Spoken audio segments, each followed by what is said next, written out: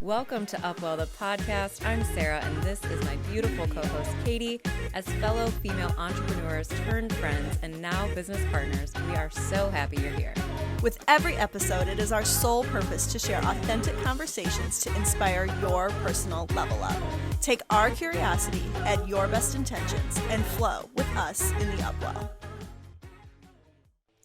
Hey everybody, welcome back to another episode of Upwell, the podcast. I'm Sarah, this is Katie, and we are so happy you're here. Yes, welcome everyone. Welcome back.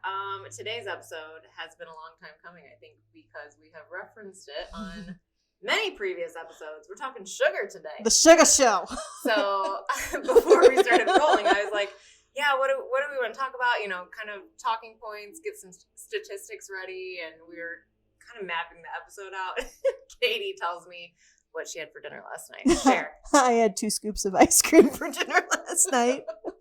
I work right next door to an ice cream shop, like a little one-of-a-kind ice cream shop. It's not even like it's a DQ or Baskin Robbins or anything. It's a cute little shop, PJ's Ice Cream, if you're in Mantino. Super cute place. The ice cream is so good, and they just opened up because they're only open seasonally, and I had ice cream for dinner. I know. And that's funny because when she was saying it, I was like, hey, we gotta be real with everybody. It's not like we don't eat sugar. It's not like we gave it up for good. Right.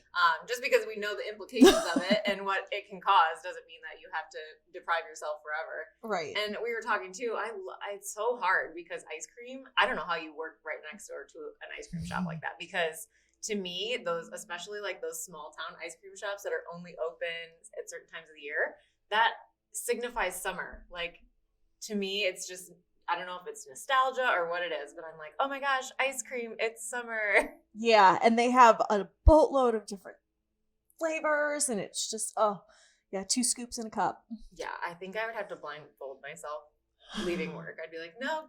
Like one of those, like on horses, blinders, literally. You know, I go in and out of the back door of the smart. office a lot, so I don't go by next to it or in front of it. So that way it's kind of like, all right, out of sight, out of mind, out of sight, out of mind. So last year I only went twice. The year before that I went, I can't even remember. I don't even know how many times I went that year. But then, I was like, all right, I'm going to go once, and I'll go, because I have 4 flavors that I like. I get my 2 in the beginning of the summer or beginning of their season. 2 to close it down. And 2 to close it down, and I'm good. I think I like that though, because you have a plan of attack, and I think that can make it feel like less of a struggle, Yeah, I mean, I'm pretty conscious when I'm looking at foods or with the foods that I'm eating, what the sugar content is in them. It is, in the society that we live in today, it's really hard to completely be void of any sugar completely. Oh, yeah. It's in everything, so it is kind of hard to completely devoid yourself of that unless you're really on a pretty strict, and when I say diet, I don't mean like something you're doing temporarily. Like the diet that you actually eat is completely devoid of sugar. It's but I am conscious of it to make sure I'm not overdoing it. And some days I overdo it. So we're all human, and sugar has been around since the dawn of time. So it's not like, our bodies utilize sugar for a lot of different processes, but I think we've become so disconnected, with our food system as to how much we're consuming and the types of sugar. So I'm excited to dive in today because we are going to talk a little bit more about the sugar industry itself and where you're going to find sneaky sugars and the artificial sugar industry, which I think is another big hot button topic right now. Yeah, because one of the statistics Sarah found while we were doing some research for this episode was actually how much sugar we consume on a daily basis and what that compares to from a while ago. So I wrote down a couple notes just because I thought they were super interesting. On average in America, we eat about 34 teaspoons of sugar a day. So if you can picture, like a spoon from your drawer, 34 of those is what we consume on average. The recommendation, based on, obviously, it would be a very big variable, but the recommendation by our government, by the FDA, is 10 teaspoons. Yeah, so we're over consuming by 24 teaspoons a day. Yeah. tripling. on average. Yeah. Mm-hmm. Yeah. And again, these are all averages. So because some people it might be more, some people it might be way less. definitely. Yeah. Definitely. And then annually, though, this one was really kind of alarming and shocking. We're consuming about 150 pounds of sugar each a year in America. Individually. Wow. Yeesh. I think about like. So basically, like some people are eating their body weight in sugar. Yeah, and you think about. I guess I like envisioned the palette of sugar at Aldi, you know, or at the grocery store when you walk by and you're like, oh my gosh, like that's a lot of sugar. 150 of those individual bags. I mean, that's a lot. Now, how did that shift? Like, how has that shifted over time? Because I know we talked about that, the shift in how that we've gotten to this point where we are consuming so much sugar. Yeah, and that's funny. Little history lesson for you. I know. I love this side of it because this is the part that kind of got me intrigued into the whole sugar statistics in general. But they call it the standard American diet for a reason.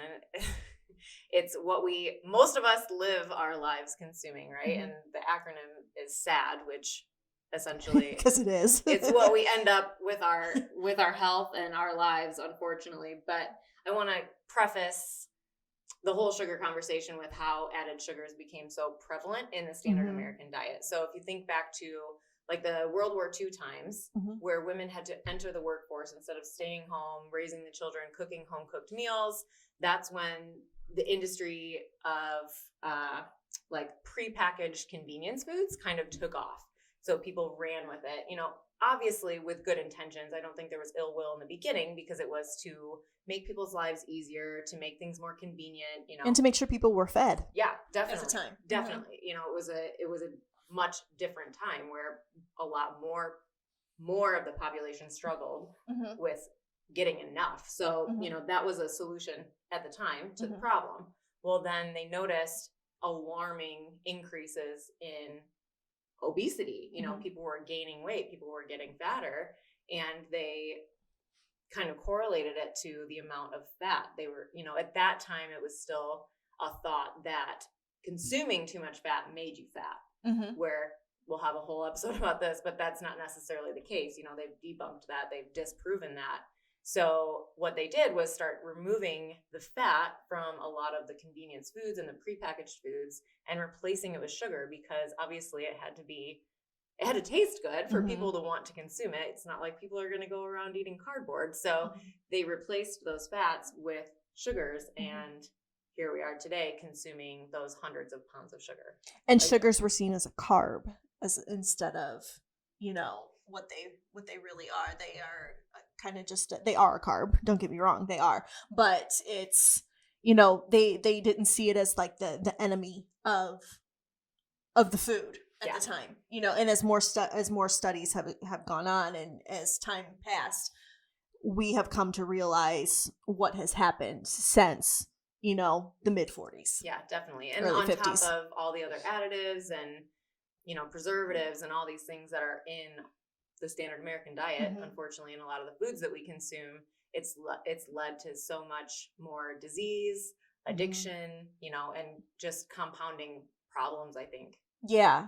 And I think what a lot of people don't realize is that there are at least 56 different types of sugar, most of which are made in a lab and are synthetic, and you have made up of probably over 100 different things. We'll just put it that way, that we don't know what they are. They're synthetic. They're not, you know, not a naturally occurring sugar, because don't get us wrong, the naturally occurring sugars in the world are not bad for you. The fruits, the, you know, the stuff that you're going to get that kind of just happen naturally aren't the enemy here. It's the added fake stuff that's being put into the foods. Yeah, and I actually, you know, when I work with my one-on-one nutrition clients, that's something we focus on a lot, is the misleading labels, because unfortunately, like I said in the beginning, it was used as a tool to feed the masses, right? To feed the population with convenience foods. Well, then the industry caught on, you know, they were making a lot of money from it too. 100%. They caught on to the profit, you know. They were banking on people over consuming. So and people going to the store and depending on them for their food as opposed to growing their food, which is what they once did. oh, for sure. Mhm. Yeah, it was just such a big shift, I think, Mhm. in our timeline. And very quickly. Yeah, 100%. And you got to think about too, I know this is kind of off, not really off topic, but the way how fast our society has evolved and how little human anatomy has evolved. You know, like so many things have changed, and the way, I mean, humans functionally, humans evolve quicker than any other species on the planet. I'm But not saying in we terms don't. of in terms of our cultural standards, I think is what you're saying. yes, Is in terms our cultural standards in comparison to the actual physical evolution. Even though our physical evolution is very quick, it is. our cultural evolution, I think, is even more Faster. light years. Yeah, Exactly. faster. Like physiologically, you know, it could take us a couple hundred years to adapt to things, whereas like with technology and science, things are changing so rapidly. It's like we can't even keep up. Right. So yeah, but going back to the misleading labels, I think, you know, there's so many different names for real sugars, for fake sugars, for all the things, because now that those industries are profiting, and now that there's science coming out showing that sugar can cause so many ill things, you know, literally in our lifestyle and in our health, you know, people are seeking that. They're looking and they're being more conscious of what they're eating and reading labels. So now here's where I don't think they have good intentions anymore. You know, now these companies have caught on to people seeking out sugar and trying to remove some of it from their diet. So now they have to create new forms of sugar or artificial sweeteners to keep the same taste and to trick the majority of the people reading labels. Yeah, from realizing what they're actually eating. Yeah. In terms of what's listed on there. And have you ever seen the diagrams of who owns what? Oh yeah. There's about 3 companies that own everything. If you the little tree that branches out, it's pretty gross, who owns actually. what it's pretty unsettling that some big companies own some of these other companies, and the two are completely contradictory. 100%. In theory, are contradictory of each other. So that's a wormhole we aren't going to go down. In this. That's going to be a fun one someday. Can't wait to talk conspiracies with you. But you did mention some of the ill effects that it's having on our health. Just a couple of episodes ago in our importance of electrolytes episode, we talked about how sodium is also often deemed as the enemy for high blood pressure, where in actuality, we did mention that sugar is the enemy there. And the reason being is that there is a chemical compound in your body called nitric oxide that basically its job is to relax your blood vessels so that blood can flow appropriately to your heart, to your extremities, to your brain. Unconstricted. Yes, unconstricted. And sugar constricts that, or prevents that from happening. Prevents nitric oxide from doing what it needs to do. So that ultimately leads to your blood vessels contracting, which ultimately is what causes high blood pressure. Yeah, vascular dilation is what it's called. Is the technical term for it. Yes, and so it becomes this where, you know, when your cells are not your cells, but your blood vessels are constricted, then other organs start to malfunction, and your body's ability to absorb your electrolytes, mostly specifically sodium, become inhibited. Yes. Yeah. So it's quite the interesting kind of web of how it's all connected. But you know, high blood pressure is going to lead to heart disease, heart attacks, stroke, and it's also going to lead to brain health. You know, like our brain health, and you know, sugar is going to lead to memory loss, which then inhibits blood flow to the brain, which is the leading cause of dementia. Yeah. Which you were mentioning something to me about that before we started shooting, with what dementia is now labeled as. Yeah, they're actually, like, new science is coming out about the correlation between sugar consumption and neurological disorders.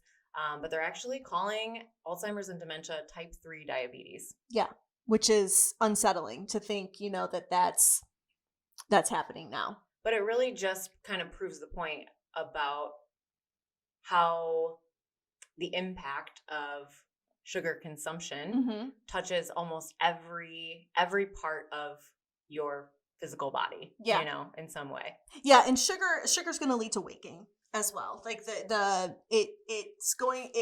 sugar prevents your body from doing so many of its natural occurring functions that it needs to do, especially these synthetic sugars.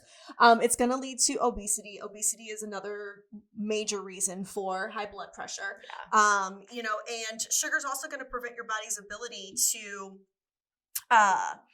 again, not even just sodium, but just the natural absorption of nutrients that you need for a healthy body. So, you know, it's basically we're overfed and undernourished. Yes, I was just going to say that. And that to me is the diabolical side of being overweight. Yes. You know, and I'm not body shaming. I'm not shaming anyone that struggles with losing weight. I myself have been overweight and I have gained weight, lost weight, you know, all those things. And I even currently, if I'm being very transparent and very honest, I currently, in the state I am in, could stand to lose some pounds. Oh, me too. Yeah. Me too.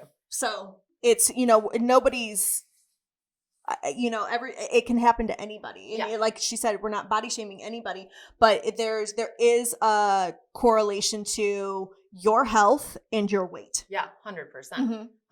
And going back to the overfed and undernourished piece, it's, you know, when we're struggling with being overweight and your insulin isn't functioning properly, which leads to other hormonal imbalances, which can lead to neurological things and PCOS in women. And it's like you said, it's such an intricate web. Everything is tied together. So I think that's the piece, you know, in this episode that we want to get everyone really to recognize is that, you know, we're not fat shaming or demonizing sugar itself inherently, but we want everyone to just have a better picture of how everything works together. So that leads me to circling back to what you were saying about food labeling and having so many different names for sugar itself and it being generally confusing to the public. You know, it's so confusing. So you can bet almost that everything that is in some sort of package has some sort of sugar content, even if it says 0 grams, because it can be an artificial sugar that isn't considered a sugar and still be present in the product without them having to label it as such. So it can be known by many, many names. I even believe that when something is listed as natural flavors, they don't have to, in a sense, list what natural flavors are, and the sugar can be kind of hidden in there as well. And the natural flavors are really just a code word for, again, 100 different things, chemical things or synthetic things that are mixed into natural flavors. There's very little transparency required for these food companies by the FDA. And that's another thing, that's a whole nother topic that I'd love to dive into someday because there's such few restrictions. It blows my mind sometimes, you know, when you think that these governing agencies would have such power over what companies are producing that is deemed safe for the population to eat, and they really, really don't. So going back to the artificial sweetener piece too, I think people automatically assume that artificial sweeteners are perhaps better for them, or since there's no sugar present, that the food that they're consuming is healthier, is a better option. And science is disproving that too. I just read a couple studies recently about the negative impacts of artificial sweeteners, and some of the things that they stated that were pretty blatantly obvious in a lot of the studies that they've done was that it definitely caused digestive issues. And going back to what Katie said about inhibiting the body's uptake of certain vitamins and minerals, that was a huge one. You know, being overfed and undernourished, it's not allowing your digestive system to absorb all of the nutrients from what we are eating. So that's a huge problem. And then they correlated it to mood disorders, obviously the neurological piece again, negative impacts on your immune system. And that again, to me, goes hand in hand with digestion and your gut health, because gut health and your immune system are tit for tat. They're like one and the same. And then the increase of cancer, your risk of developing cancer was astronomical. I was really actually shocked by that because I guess I just never really thought about it, but I don't remember the statistics. I will link something in the show notes for people to look into that more, but artificial sweeteners obviously are on the rise, and I feel like it's apparent to me that cancer is on the rise as well. So it's just another correlation. And cancer actually feeds off of sugar. Yeah. That's how it grows in the body, and that's how it spreads in the body, is through the sugar component. Like if it's, it's basically you're giving it fertilizer by giving if you give cancer sugar, you're giving it fertilizer. I always picture the way I explain it to people, cancer cells are like Pac-Man, and like those little bubbles are sugar, and it seeks them. It's trying to win the game, and it seeks those little bubbles as food to keep it alive. So yeah, and that's actually another component of nitric oxide in the body. Is it helps with immunity, cellular function. So if, again, that, leads to kind of one of the same with the immune comment you made in the cancer risk, immunity and cancer, your immune system's weakened usually when you're developing cancer. Obviously, cancer happens for a lot of other reasons, so don't at me. But, but I'm just saying, the two are related. Definitely. And like we said, everything's related. And I think going back to the overarching theme of just overweight and obesity being such a problem is that those are really the underlying cause for so many chronic illnesses, whether it's autoimmune, neurological, or stroke, heart attack, blood vessel problems. It all kind of stems from us being overweight a lot of times, not all the time. But that's why I think the sugar conversation is so important, because it is such a piece of the puzzle of our weight problems in modern society. Yeah, because you can be skinny fat. Oh, 100%. I was skinny fat for years. Yeah.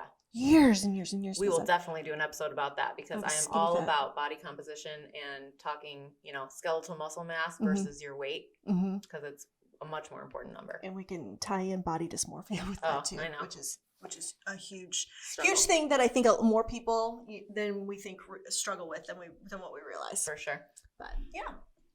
Well, this was a good one. I feel like it was a good tip of the iceberg when it comes to talking about sugar, because we were talking before the show, before we started rolling, and just the amount of information that we could overload you with and that you can find out there can be disheartening and overwhelming. So obviously our goal is to empower you to make better choices, to educate yourself a little bit more. And that's why we created the show. Yeah, literally. We might call this one Sugar Show Part 1. Yeah, I love it, because I think there's so many different avenues we could go down, all of the paths that we talked about today, and give you a ton more pinpointed information. But I think this is a great starting point for understanding what sugar is doing to your body physically. Definitely. And it might give you just a little moment of introspection or self-awareness to where you can look at your own personal sugar consumption, and even, just really start to get in touch with